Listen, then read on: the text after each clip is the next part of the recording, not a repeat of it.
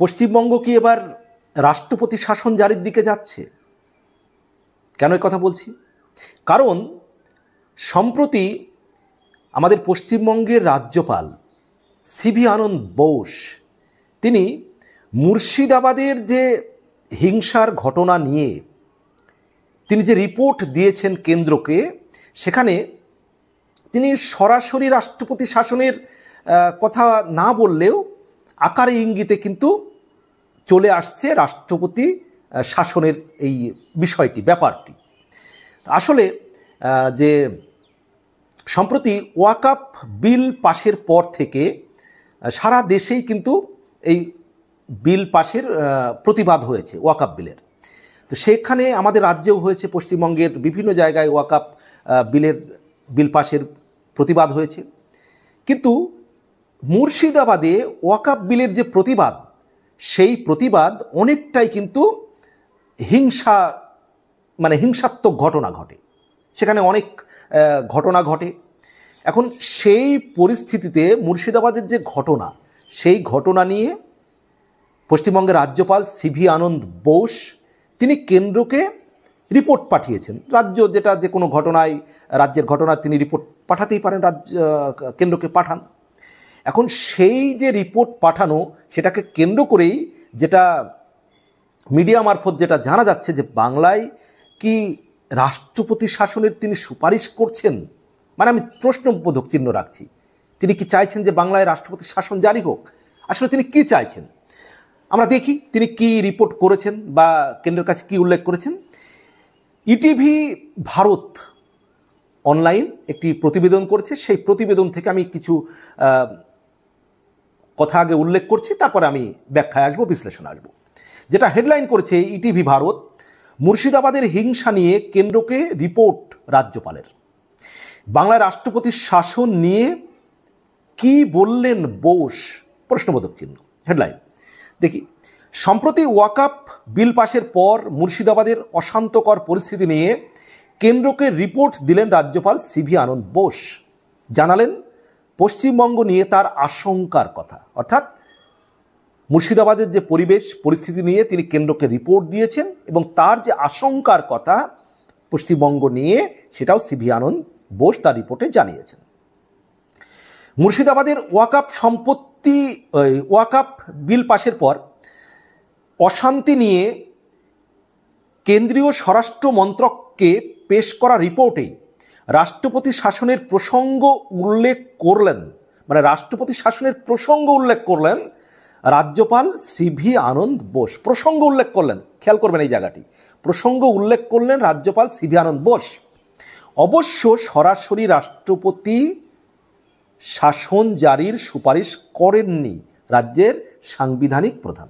অর্থাৎ সরাসরি তিনি বলেননি যে না, পশ্চিমবঙ্গে এই মুহূর্তে যা পরিস্থিতি, পরিবেশ, আইন শৃঙ্খলা ভেঙে পড়েছে, এখানে ইমিডিয়েট রাষ্ট্রপতি শাসন জারি করতে হবে, রাষ্ট্রপতি শাসন জারি করার সুপারিশ করছি আমি, এরকম কথা তিনি বলেননি রাজ্যপাল সিভি আনন্দ বোস।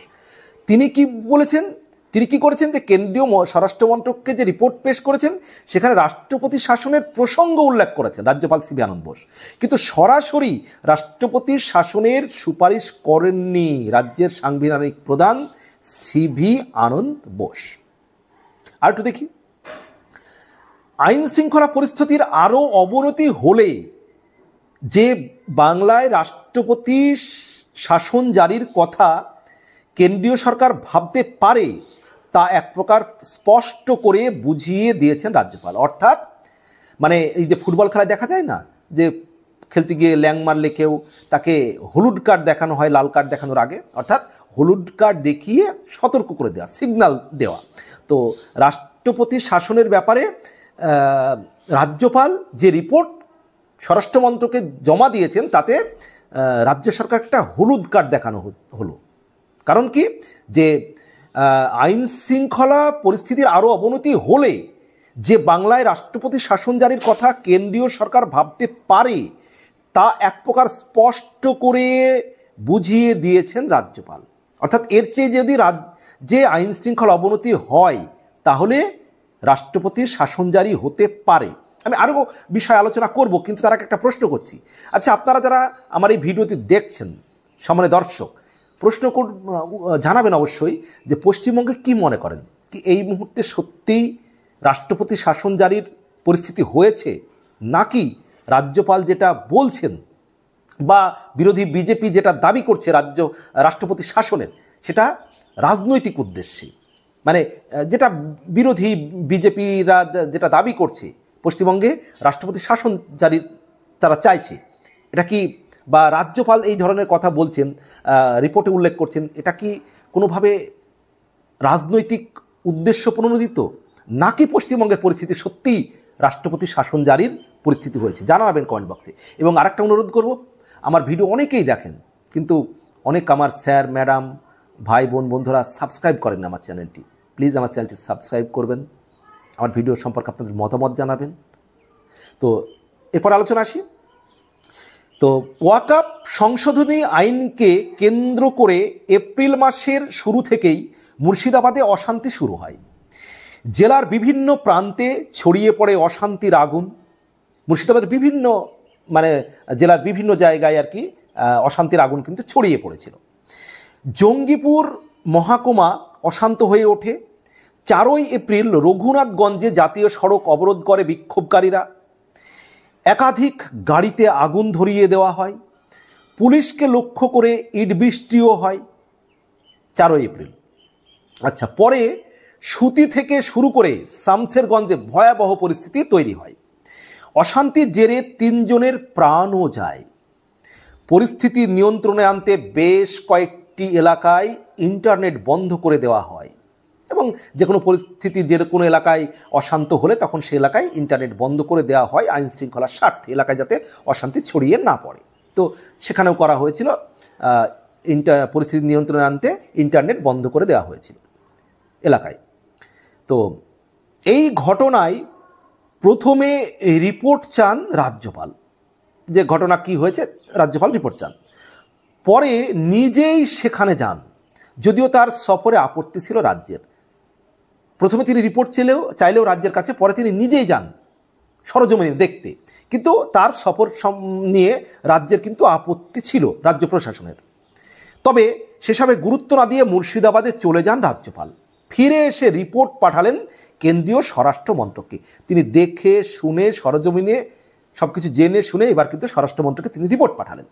তো রিপোর্টে রাজ্যপাল বলেছেন, মৌলবাদ এবং সন্ত্রাস পশ্চিমবঙ্গকে গুরুতর চ্যালেঞ্জের সামনে দাঁড় করিয়েছে। এটা কিন্তু খুব সিগনিফিক্যান্ট, রাজ্যপালের রিপোর্টে এটা কিন্তু খুব সিগনিফিক্যান্ট, যে মৌলবাদ এবং সন্ত্রাসবাদ পশ্চিমবঙ্গকে গুরুতর চ্যালেঞ্জের সামনে দাঁড় করিয়েছে। এটা কিন্তু এই রাজ্যপালের রিপোর্ট, সেটা যে উদ্দেশ্যই বলুন না কেন, এটা কিন্তু রাজ্য সরকারের ভাবা উচিত। এই ধরনের রিপোর্ট যখন রাজ্যপাল দিচ্ছেন, রাজ্যপাল তিনি তো সরাসরি কোনো রাজনৈতিক ব্যক্তিত্ব নন, তাহলে এই জায়গাটা কিন্তু রাজ্যপালের এই রিপোর্ট সম্পর্কে রাজ্যের ভাবা উচিত, রাজ্য সরকারের ভাবা উচিত, যে কোন জায়গাটা মৌলবাদ এবং সন্ত্রাস পশ্চিমবঙ্গকে গুরুতর চ্যালেঞ্জের সামনে দাঁড় করিয়েছে। এছাড়া বাংলাদেশের সীমান্তবর্তী জেলাগুলির আইন শৃঙ্খলা পরিস্থিতি নিয়ে তদন্ত কমিশনের গঠন এবং ওই সমস্ত এলাকায় কেন্দ্রীয় বাহিনীর ফাঁড়ি স্থাপন সহ বেশ কয়েকটি পদক্ষেপের পরামর্শ দিয়েছেন রাজ্যের সাংবিধানিক প্রধান। অর্থাৎ বাংলাদেশের যে সীমান্তবর্তী যে জেলাগুলি রয়েছে, সেই জেলাগুলির যে আইন শৃঙ্খলা পরিস্থিতি নিয়ে তদন্ত কমিশন গঠন করতে হবে, যে কেমন সেখানে আইন শৃঙ্খলা রয়েছে, এবং ওই সমস্ত এলাকায় কেন্দ্রীয় বাহিনীর ফাঁড়ি স্থাপন করতে হবে। অর্থাৎ কেন্দ্রীয় বাহিনীর যে ফোর্স, সেই ফোর্সের ফাঁড়ি স্থাপন করে সেখানে কেন্দ্রীয় বাহিনীর ফৌজ রাখতে হবে। এরকম পদক্ষেপের কিন্তু পরামর্শ দিয়েছেন রাজ্যের সাংবিধানিক প্রধান, অর্থাৎ রাজ্যপাল সিভি আনন্দ বোস। আর কি জানিয়েছেন রাজ্যপাল সিভি আনন্দ বোস? তিনি আরও জানান, মুর্শিদাবাদের ঘটনা পূর্ব পরিকল্পিত। এটাও কিন্তু খুব সিগনিফিক্যান্ট, যে পূর্ব পরিকল্পিতভাবেই ঘটনা ঘটানো হয়েছে। এটা কিন্তু খুব মারাত্মক কথা। রাজ্যের পুলিশ প্রশাসন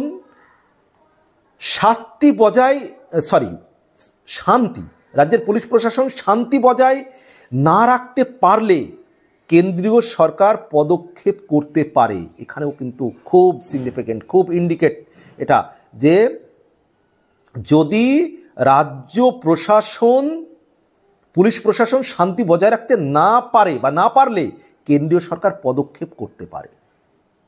তাহলে এটা কিন্তু রাজ্য প্রশাসন, পুলিশের এটা ভাবা দরকার, রাজ্য সরকারের ভাবা দরকার।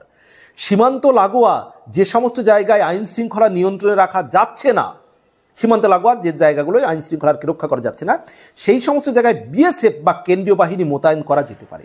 সীমান্ত লাগোয়া এলাকায় মানে কেন্দ্রীয় বাহিনী বা বিএসএফ মোতায়েন করার কথাও কিন্তু রাজ্যপাল উল্লেখ করছেন তার রিপোর্টের একটি অংশে তিনি সংবিধানের 356 ধারার কথা উল্লেখ করেন। মানে 356 ধারা মানে রাষ্ট্রপতির শাসন জারি করতে গেলে যে ধারা প্রয়োগ করতে হয়, 356 ধারা সংবিধানের, আমাদের ভারতীয় সংবিধানের 356 ধারা, সেই ধারার কথাও কিন্তু তিনি উল্লেখ করেছেন রিপোর্টের একটি অংশে। তবে মন্ত্রকের এক আধিকারিক জানান রাজ্যপাল রাষ্ট্রপতির শাসন জারির প্রস্তাব করেননি, সরাসরি প্রস্তাব করেননি। আচ্ছা, তিনি বলতে চেয়েছেন রাজ্যের আইন শৃঙ্খলা পরিস্থিতি আরও খারাপ হলে সংবিধানের 356 ধারা লাগু করার বিকল্প কেন্দ্র সরকারের কাছে আছে।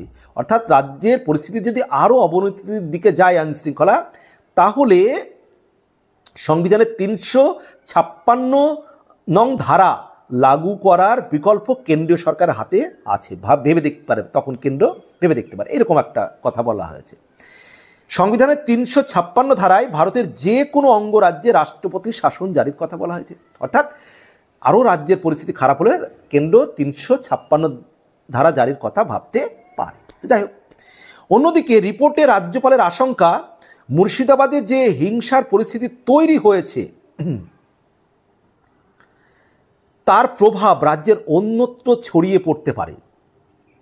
অর্থাৎ মুর্শিদাবাদের এই পরিস্থিতি যা ঘটেছে তা রাজ্যের অন্য জায়গায়ও কিন্তু ছড়িয়ে পড়তে পারে, এ আশঙ্কাও তিনি প্রকাশ করেছেন। এই প্রসঙ্গেই তিনি মনে করেন কেন্দ্রীয় সরকারের উচিত এমন ব্যবস্থা করা যাতে আইনের শাসনের প্রতি জনগণের আস্থা তৈরি হয়। অর্থাৎ এই মুর্শিদাবাদে যেটা হয়েছে এটা অন্য জেলাতেও ছড়িয়ে পড়তে পারে, তাই কেন্দ্র সরকারের উচিত জনগণের আস্থা আইনের প্রতি রাখতে কেন্দ্র সরকারের এমন কোনো ব্যবস্থা গ্রহণ করা, মানে কোনো একটা ব্যবস্থা গ্রহণ করা কেন্দ্রের। আর সেখানেই চলে আসছে 356 ধারা জারির প্রসঙ্গ। তো এই প্রসঙ্গে রাজ্যপালের এই যে রিপোর্ট সম্পর্কে, বক্তব্য সম্পর্কে তৃণমূল মুখপাত্র কুণাল ঘোষ তিনি কি বলেছেন, তিনি প্রতিক্রিয়া দিয়েছেন যে রাজ্যপাল সম্পূর্ণ উদ্দেশ্য প্রণোদিতভাবে এই রিপোর্ট জমা দিয়েছেন, এটা তার পলিটিক্যাল অ্যাসাইনমেন্ট। অর্থাৎ তিনি রাজনৈতিক উদ্দেশ্যে এই রিপোর্ট জমা দিয়েছেন কেন্দ্রীয় স্বরাষ্ট্র মন্ত্রকের কাছে। রাজ্যপাল সিভি আনন্দ বোস এই রিপোর্ট জমা দিয়েছেন, এটা বলছেন কে? তৃণমূলের মুখপাত্র কুণাল ঘোষ। এটা তার রাজনৈতিক পলিটিক্যাল অ্যাসাইনমেন্ট, এই অভিযোগ করছেন কুণাল ঘোষ। আর কি বলছেন কুণাল ঘোষ? যে কুণাল ঘোষ বলছেন তিনি জানেন পরিস্থিতি সম্পূর্ণ নিয়ন্ত্রণে। রাজ্যপাল এটাও ভালোভাবে জানেন সীমান্ত এলাকায় নিরাপত্তা দেওয়ার দায়িত্ব বিএসএফের। যদি কেউ এদেশে ঢুকে অশান্তি পাকানোর চেষ্টা করে তা নিয়ন্ত্রণ করার দায়িত্ব বিএসএফের স্বরাষ্ট্র মন্ত্রকের, যার দায়িত্বে আছেন অমিত শাহ। ফলে রাজ্যপালের তার রিপোর্টে বলা উচিত ছিল বিএসএফ যেন সঠিক করে নিজের কাজটা করে। অর্থাৎ কুণালবাবু যেমন মানে রাজ্যপালের এই রিপোর্ট সম্পর্কে অভিযোগ করেছেন, তেমনই খোঁচাও দিয়েছেন যে সীমান্তে তো বিএসএফ আছে, তাহলে সীমান্তের পেরিয়ে যদি কেউ ঢুকে পড়ে কেউ অশান্তি করে, তাহলে তো সেটা দায়ভার মানে বিএসএফ বা স্বরাষ্ট্রমন্ত্রীর, এরকম খোঁচাও কিন্তু তিনি দিয়েছেন। অর্থাৎ রিপোর্টে বলা উচিত ছিল বিএসএফ যেন তার কাজটা সঠিকভাবে করে, কারণ নাহলে অনুপ্রবেশকারী ঢুকে পড়বে কেন, সঠিকভাবে করতে পারলে, এটাই কুণালবাবু বলতে চাইছেন। এই রিপোর্ট পেশ করে বিজেপিকে খুশি করার চেষ্টা করেছেন রাজ্যপাল। কুণালবাবু বলছেন যে এই রিপোর্ট পেশ করে রাজ্যপাল বিজেপিকে খুশি করতে চেয়েছেন, তুষ্ট করতে চেয়েছেন। আর সীমান্তে বিএসএফ আছে, তার দায়িত্বে, তাদেরকে কাজটা ভালোভাবে করতে বলুন। আর তার স্বরাষ্ট্রমন্ত্রী হলেন কে? অমিত শাহ। তাহলে সীমান্তে পেরিয়ে কেন অনুপ্রবেশকারী ঢুকতে পারছে বা অশান্তি করার জন্য কেউ ঢুকতে পারছে, এই অভিযোগও কিন্তু কুণালবাবু তুলেছেন। তো এখন তাহলে এই যে কুণালবাবু যেটা বলেছেন বা আমি আগেও বললাম এই ভিডিওতে যে সমাজ দর্শক, আপনারা কি মনে করেন যে রাজ্যের যে পরিবেশ পরিস্থিতি, আপনি বা আপনারা কি মনে করেন যে সত্যি রাজ্যের যা পরিস্থিতি, আইন শৃঙ্খলা পরিস্থিতি, রাষ্ট্রপতি শাসন জারি করা উচিত? 356 ধারা, 356, এটাকে জারি করা উচিত নাকি কুণালবাবু যেটা বলছেন, যেটা রাজনৈতিক উদ্দেশ্য প্রণোদিতভাবে করা হচ্ছে, পশ্চিমবঙ্গের রাজনৈতিক পরিস্থিতি ঠিক আছে? কি মনে করেন জানাবেন কমেন্ট বক্সে। ভালো থাকবেন, সুস্থ থাকবেন, সবার জন্য অনেক অনেক শুভকামনা।